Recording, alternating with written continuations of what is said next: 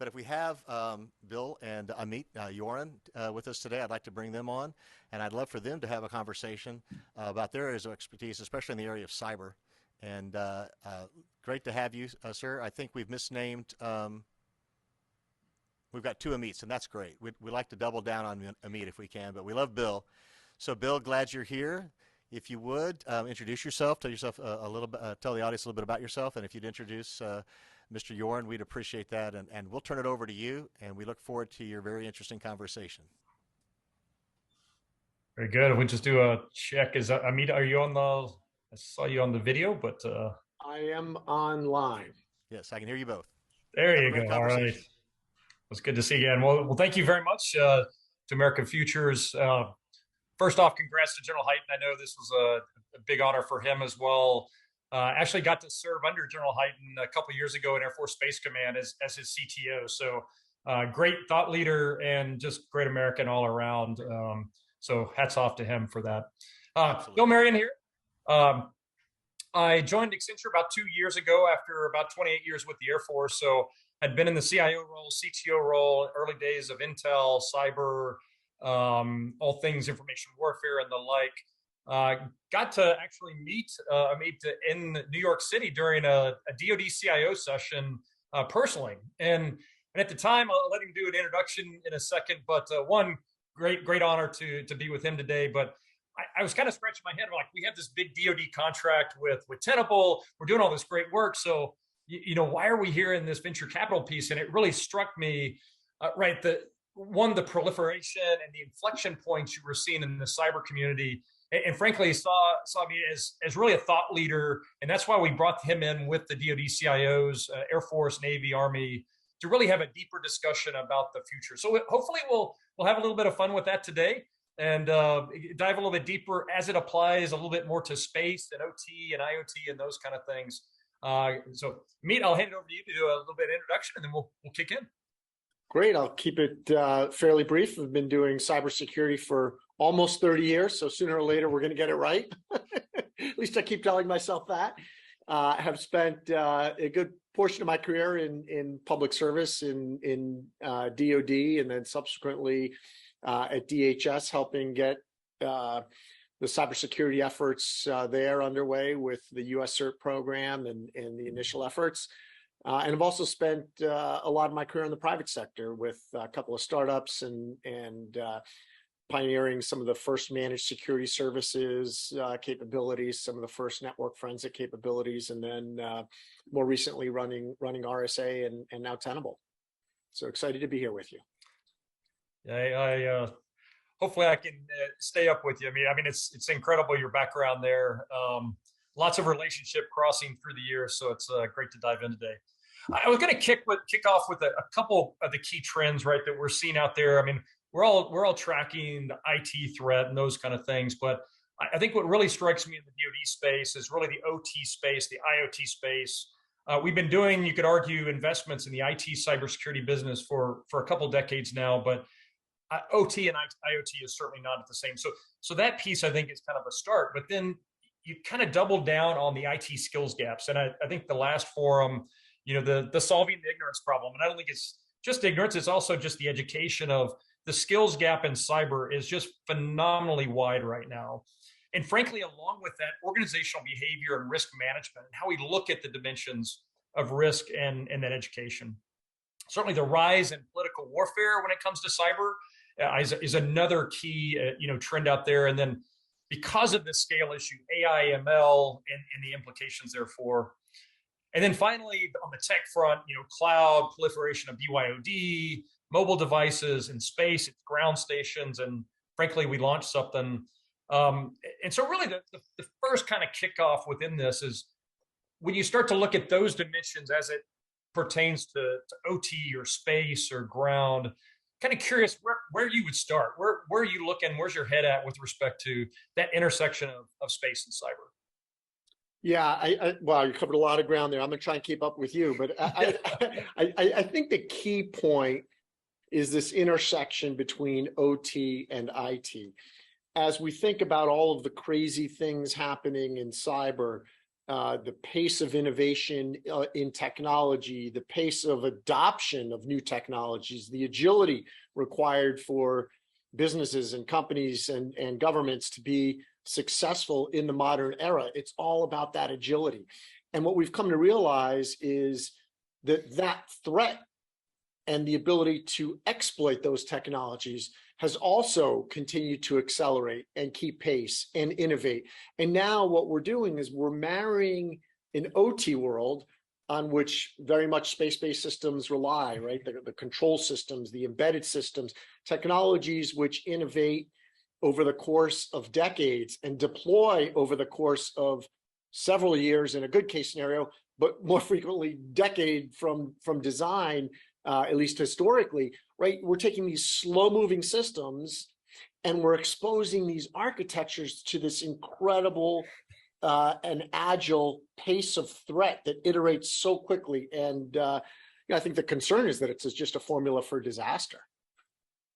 Yeah, well, when you match up the workforce side plus, I kind of on top of that, where do you see AI ML? I mean, one of the true, I believe, strengths of AI ML is the ability to truly accelerate the pace by which we keep up. Where do you think we're at? We're at the A grade, B grade, C grade with respect to the intersection of cyber and AI ML and being able to respond more quickly in that space? The marketeers in cyber are starting to latch on very successfully to ML and AI. So that's a good first step. No, I'm joking, of course. I think we're making meaningful progress, and I would say we're starting to do really good work with AI and ML with very discrete problem sets in cyber, right? We see a particular file, we see a particular behavior, we see a particular construct that is unusual, that we haven't seen before, or that matches a pattern, loosely speaking, and saying, okay, well, this is something that warrants closer inspection. We're seeing environmental, right? Some data sets where we're saying, okay, this matches the data set, this is an outlier to the data set, or there's a pattern here which is different and discrete from previous data sets. And so I think we're starting to get pretty good leverage in very discrete problem sets, whether it's identifying a particular piece of malware or where there's a particular gap in security practices or protocol. But broadly speaking, there's still so much untapped potential here, and we really are at the infancy of applying these types of sciences to cybersecurity. And I would assume you see cloud and kind of the scalability there is kind of a key piece of that, but also part of the threat as well, I would assume. It definitely is both. Generally speaking, we can secure things, and when I say things, I mean complex things, not discrete systems, but broad sets of networked systems that have to interact in unpredictable ways. I think we're seeing cloud play a strategic role in being able to secure or more properly manage the security of these types of large-scale environments.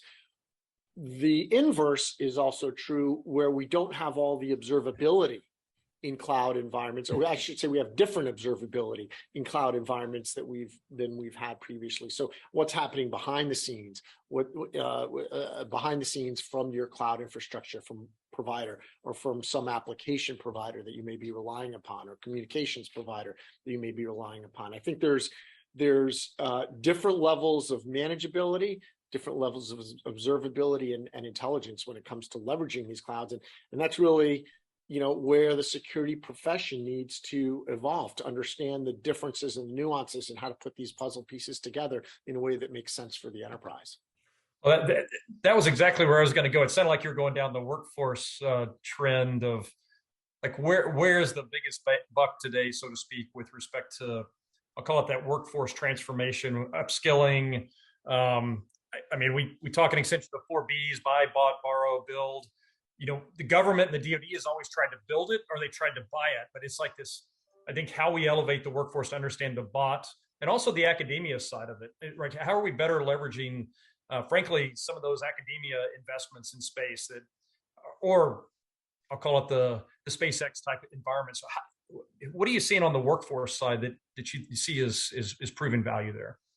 Yeah, it's really an interdisciplinary approach that, historically we haven't seen in cyber and space systems, right? Traditionally, these systems are discrete. They're almost entirely standalone. You have your command channels, which are encrypted. You have a very limited number of participants and a very limited number of command options, and really a finite state for the control of these types of systems. But we're starting to see a lot more dynamic space-based systems than we've seen historically. So increase interdependence between satellite and Earth technologies.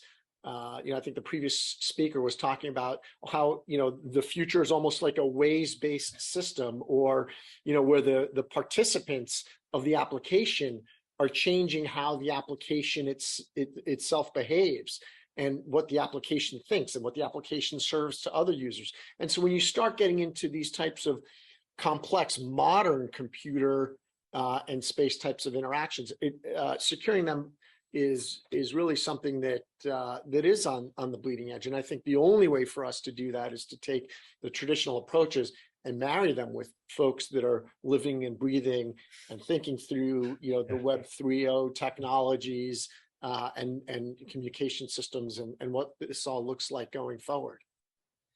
Yeah, one of the things in my last couple of years in the Pentagon is also thinking differently about how we secure in space. When you think about OT, again, you don't have the same basic underpinning that you have in IT. And so, these concepts of flare and deception and proliferation and resiliency of space platforms, 5-10 years ago, you could argue we didn't have the resiliency in space that we had today. And so, how do you deceive and outmaneuver all of the typical, maneuvers of war, I think really come into play in space. And I'm not sure we've actually exploited those to the greatest ability that we can. Again, it's a journey, right? We're not going to solve that overnight, but curious, like what are some of the techniques or approaches that may be a little bit different as we kind of go down a space-based journey of detect and defend kind of assets in that space. Yeah, it's really I think the key thing is what you just called out, which is we have to start thinking differently, right? We've got decades of experience in how we've thought about protecting our space-based systems and thinking about the communications and the availability of those systems. In some cases, they're just a handful or fewer which are available, and protecting those assets, was absolutely critical. And now we've moved into an environment where the landscape is radically different. There are thousands of systems out there which have the potential of providing this communication. And so defending each one in and of itself is not as critical. However, these systems are interconnected in different ways. And so, the most important thing that we can do when it comes to assessing the cybersecurity of our space-based systems, and I would call it our space infrastructure, is making sure that we are leaning forward. We're leaning into this. We understand that the environment looks different, and some of it is more resilient, as you called out, but some of it also means that there's an increased interdependence between the terrestrial and the space-based systems, and that the supply chain is radically different than it was when there were 2 or 3 defense contractors producing very specific pieces of hardware and firmware and software. And that was, I'll call it fairly secure, but trusted environments with cleared personnel. And that's not what the world looks like today. It's general purpose computers, it's general purpose operating systems, it's interoperability of protocols and applications and software, and understanding the hardware, firmware, software, and software bill of materials that go into the software.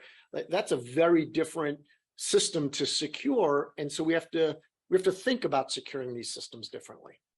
So you bring up a good point. I mean, I look at, again, during my DoD time, I was always looking for partners that were willing to partner, right?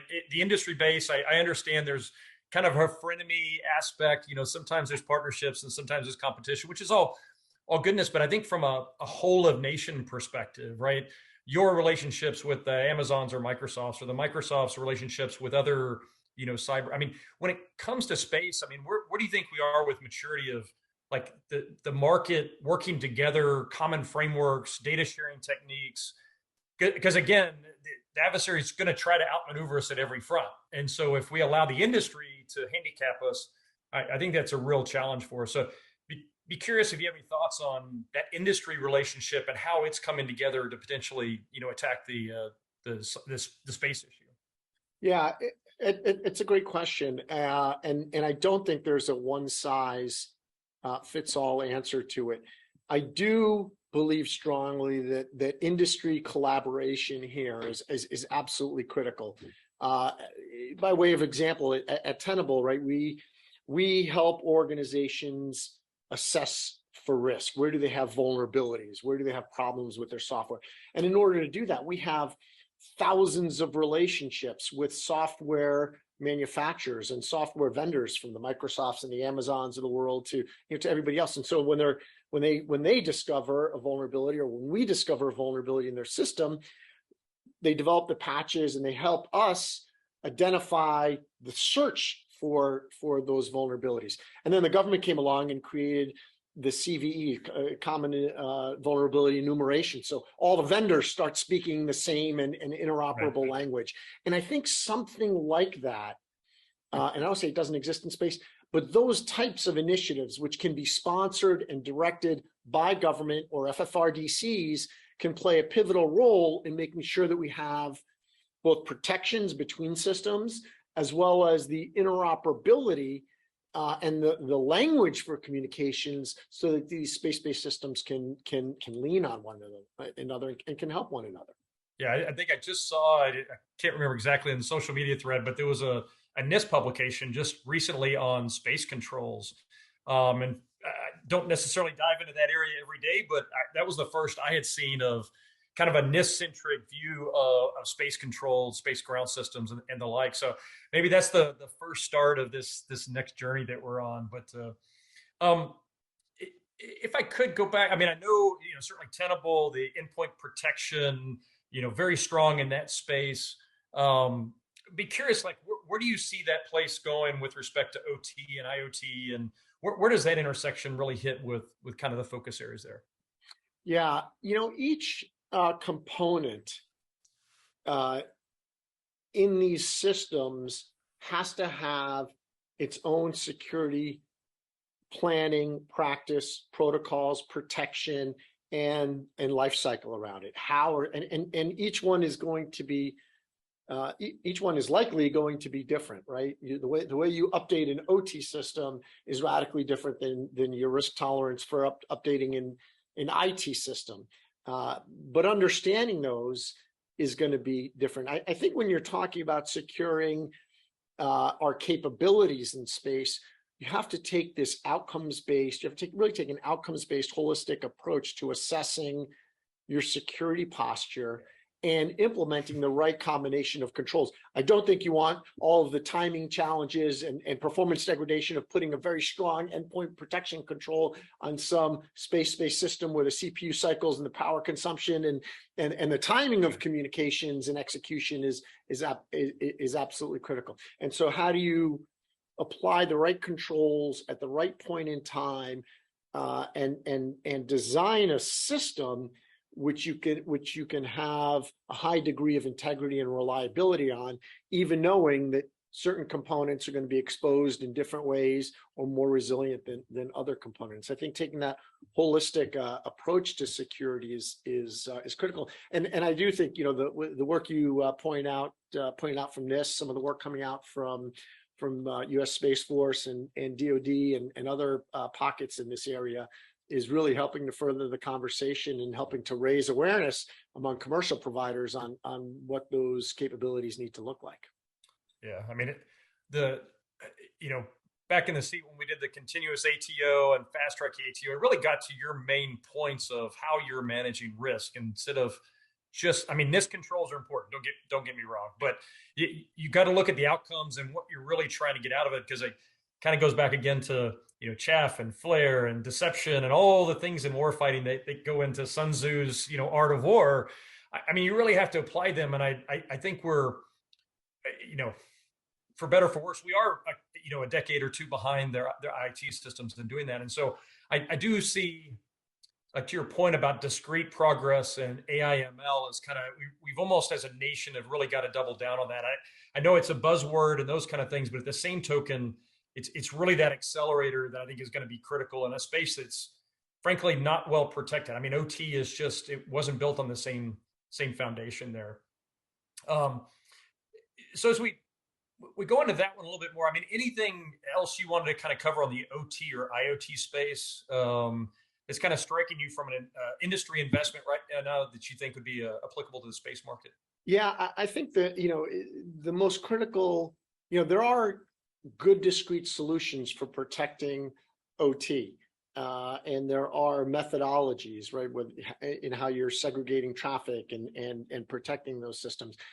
The biggest challenge that we've seen in recent periods with OT, whether it's water treatment facilities, whether it's examples like Colonial Pipeline or JBS Meatpacking or even power and energy systems, the biggest challenges we've seen aren't the direct attack against OT or directed attack against OT. We're seeing attacks against IT systems upon which the OT systems rely or where they're interconnected. The ransomware, the attack against Active Directory at Colonial Pipeline, which ultimately caused the operator to shut down a critical pipeline for gas across the eastern portion of the U.S. So I think the key here is to, as you said earlier, think systemically about risk. You have to look at discrete components, but ultimately, how do these components fit together, and how do you maintain that systemic resiliency? In my mind, is the underlying, core cyber issue for OT these days. Well, I had a question along the same line as our previous panel of, if you had $1 billion or $1 trillion to advance, I wasn't going to give you that much money. I was probably going to give you $1. But I would be interested with your industry hat on. I mean, what do you see as moving the biggest needle in the, like, if you had a minute with General Raymond to say, this is my next dollar I would spend on cyber in the space domain, what would that be, if you don't mind me asking? I think the interoperability of space-based systems and cybersecurity, that sort of holistic understanding of cybersecurity of space-based systems is still in its infancy. And I think the marginal return on dollar spent and the disproportionate acceleration we might get, to me seems like a no-brainer investment to make. So it kind of the same analogy. We may have even had this discussion a couple of years ago around stop buying more tools and focus on the data, focus on the orchestration of the events, understanding what atmospherics are going on the platforms, digital twin them, model them, understand the environment. I mean, is that kind of where you're going? Is that stop buying the shiny tools and focus on the data, focus on the response action? Yeah, if you look at all the high-profile breaches over the last 20 years, you can count the ones which were zero-day, exploits, and there were no patches available, and on one hand, and you could look at the mountains of extremely painful examples, which were just bad hygiene, didn't implement the tools they had properly, and so I think stepping up that game for the space world is critical. Yeah, and for those dialing in tomorrow, we do have a session with Colonel Rockwell, who is the commander of Delta 6. So he actually gets to run the mission defense teams for the space community. So I'm sure we're going to dive in. That's an interesting topic to you, we'll dive in a little bit more on that today or tomorrow. So I don't know if that's our cue to start wrapping up from this central panel, but we've walked into your living room. Sorry about that. No worries. I think we got a couple more minutes here. Let me ask you a little bit different question, but it kind of goes back to your investment. Is frankly, I think you have been extremely successful inside the DoD, understanding the culture, understanding the threats. Be curious, like if there was a startup coming to you, what are some of the key things that you focus on, kind of I'll call it with your good of the nation hat on, to say, here's what you should be focusing on when you get to the Department of Defense, or more specifically, the space. Is is it the people investment? Is the capability investment? Is it the senior engagement, the investment capital? Be curious if you would mind kind of what would you, if you were mentoring a startup, what would you tell them? Yeah. Well, I guess first I would say stay out of DoD as your first customer. Hey, there's a lot easier nuts to crack. No pun intended. There's a lot easier nuts to crack than DoD. And but I do think defense and other related, intelligence community, other related agencies are absolutely critical as lighthouse early adopter customers, because they understand the problem set in ways that many commercial enterprises don't. And they'll understand and push you and challenge you from a scalability perspective in many ways that even the largest of commercial enterprises won't. So, my advice there is, be careful. If you, they can, if you take too big a bite, you could choke. But don't ignore that market. Just go in through a partner that understands that market space, because it's not something that is intuitive, operating in the DoD and speaking the DoD language and understanding the use of technology and the mission impact and the things that get DoD excited and in motion aren't always intuitive to some of the innovators and entrepreneurial minds out there that are coming up with great ideas. So finding a good trusted partner to work with has really been the key. Yeah, and I couldn't agree with you more. I mean, having 2 years on this side of the fence with my industry hat on, navigating and understanding there's DoD law, National Defense Authorization Act, and those things that are frankly set into law. And so there's a part of it where entrepreneurial meets reality in the legal system and kind of the DoD. And we do this inside of big commercial Accenture as well. It's like, how do you marry, I'll call it the young and the old, the reverse mentoring and the direct mentoring? Because I think if we both listen to both sides, we'll both be better off in the end. So I couldn't agree with you more. Of finding the right relationships and partnerships is really going to bring the whole together in a much quicker fashion. I know we're getting close to. I want to give you a few minutes to if there was any final parting words to the crew here. Really a pleasure to sync with you today, and always a pleasure to see where your head's at, and especially in this new emerging, I'll call it space-based OT cyber. It's a really exciting space to be in. Yeah, it is. I think there's tremendous opportunity. There's tremendous risk, but there's also tremendous opportunity to do things differently, design secure systems or systems where we can have a high degree of resilience and integrity, even knowing some of the challenges, some of the components may not have the same level of integrity. And how do you design and implement and operate systems where you don't have complete chain of custody and complete trust in every component along the way? And I think that really is the nugget for success in space. And I think it's a challenge that we're up for.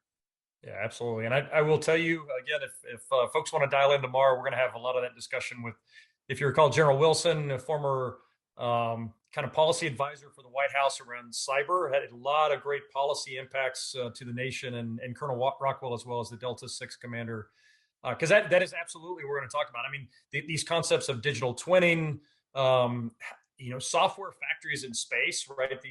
If you think about the software-defined radios that we talked about in the military for years and years, it's this software-defined satellite mix. So it's software-defined protection, software-defined sensors. There's some good movement starting there, but frankly, we've got a lot of ways we still have to go there. So hopefully, folks can join in there. Again, I mean, my pleasure to sync with you today, and great words of wisdom for the entire team. So thanks again, and back to the American Futures team. Thanks, Bill.